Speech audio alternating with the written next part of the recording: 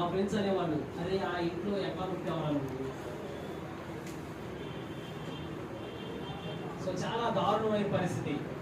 So కాలేజీలో school నుంచి కూడా నన్ను చూస్తే అమ్మాయి భయం అనమాట.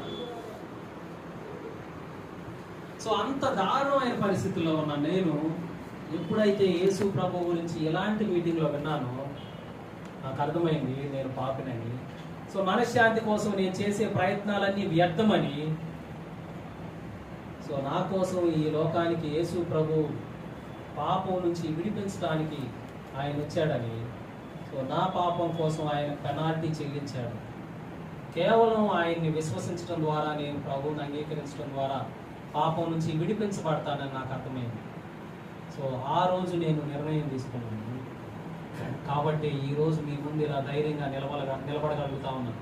నేను ఒక టైంలో అనుకున్నాను అనమాట, సో మనం డిగ్రీ కూడా పాస్ కావలే, ఏదన్నా ఒక 10 బర్రెలు మేపుకొని ఒక 10 ఎకరాల పొలం చేసుకుంటా ఎట్లాగో బ్రతికేద్దాంలే అనుకున్నా.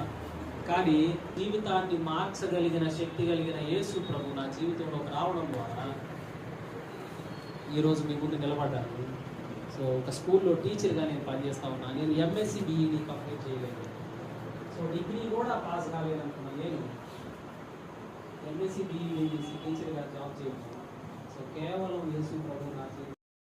ఈ మనిషి గురించి ఆలోచించినప్పుడు చాలాసార్లు మనుషులు కొంతమంది అనుకుంటుంటారు అనమాట, ఎందుకు దేవుడు మనిషిని ఇట్లా పాపంతో చేశాడు, అసలు మనిషిని పాపం లేకుండా చేసి ఉంటే బాగుంటుంది కదా, బాగుంటుందా లేదా.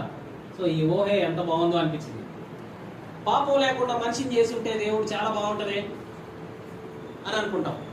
సో అయితే దేవుడు మనిషిని తయారు చేసినప్పుడు, మనిషిని సృష్టించినప్పుడు పాపం లేనివాడుగానే సృష్టించాడు. అందుకని బైబిల్లో రాయబడి ఉంటుంది.